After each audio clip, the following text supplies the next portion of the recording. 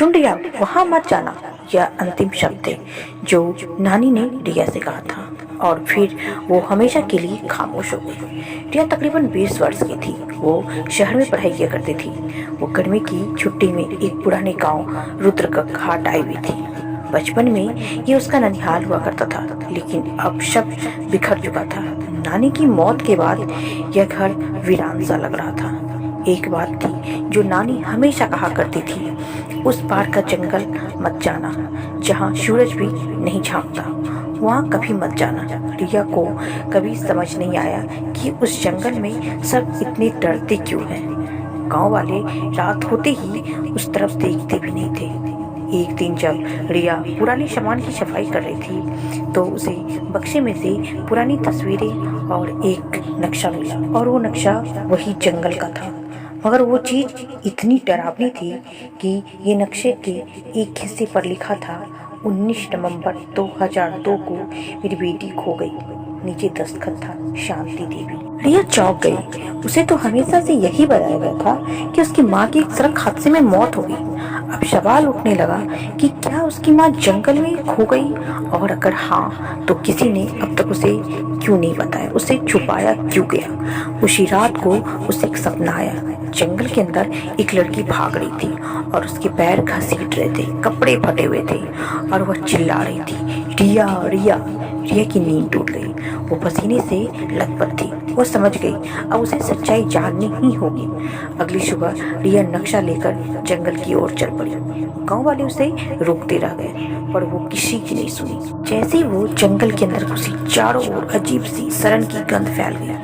पेड़ों की डालियों से जैसे कुछ फुसफुसा रही हो और हवा में अजीब सी सरसराहट थी, मानो कोई बहुत पुराना बात दोहरा रहा हो। उसे वो जगह मिली जहाँ नानी ने अपनी बेटी के खोने की बात लिखी थी।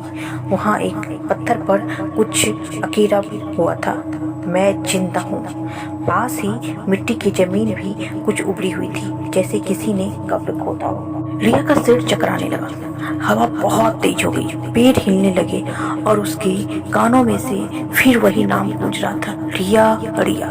पीछे मुड़ते ही रिया को एक परछाई दिखी, एक जिसके उलझे हुए बाल, सफेद आंखें और सिर पर टपकता खून। रिया चिल्लाई और दौड़ने लगी, पर जंगल खत्म नहीं हो रहा था। हर रास्ता उसे वापस उसी जगह ला रहा था।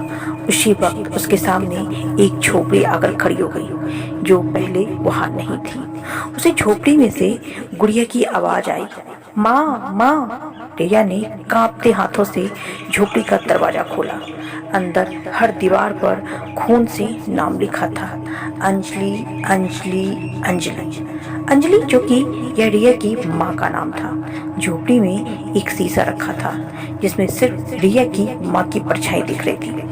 तभी वो औरत बोली, मैं यहाँ से जा नहीं सकती जब तक मेरी बेटी मुझे पहचान ना ले। रिया सिहर गई।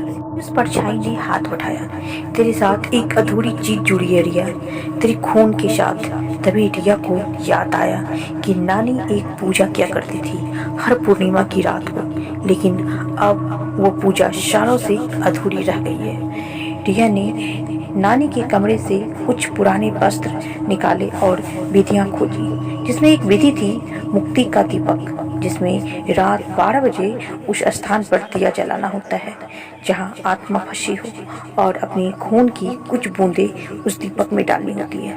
पूर्णिमा की रात थी। रिया फिर जंगल गई। साथ में था मिट्टी का दिया, तेल और एक चाकू। ठीक 12 बजे उसने दीपक जलाया। जैसे ही उसने अपनी उंगली काटी और जैसे ही खून की कुछ बूंदें डाली, चारों ओर अग्नि की रेखा बन गई। आसमान लाल हो गया और सारे पेड़ मानो चीखने लगे। झोपड़ी से उसकी माँ की आत्मा निकली। इस बार वो पहले जैसी डरी हुई नहीं थी। रिया की माँ ने कहा, धन्यवाद बेटा, बेटी अब मैं जा सकती हूँ।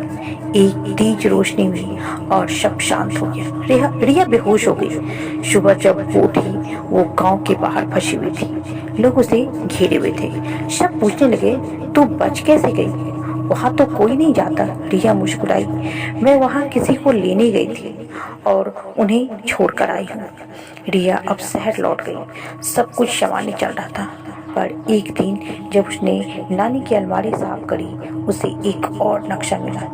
इस बार जगह का नाम था कालवन। कालवन के नीचे लिखा था, ये वो जंगल है जहाँ मेरी माँ खो गई थी। और रिया के कानों में फिर से वही आवाज़ आई। सो हे डियर, आपको ये कहानी कैसी लगी? हमें कमेंट्स में ज़रूर बताएं और हमारे वीडियो को लाइक और सब्सक्राइब करना ना भूलें।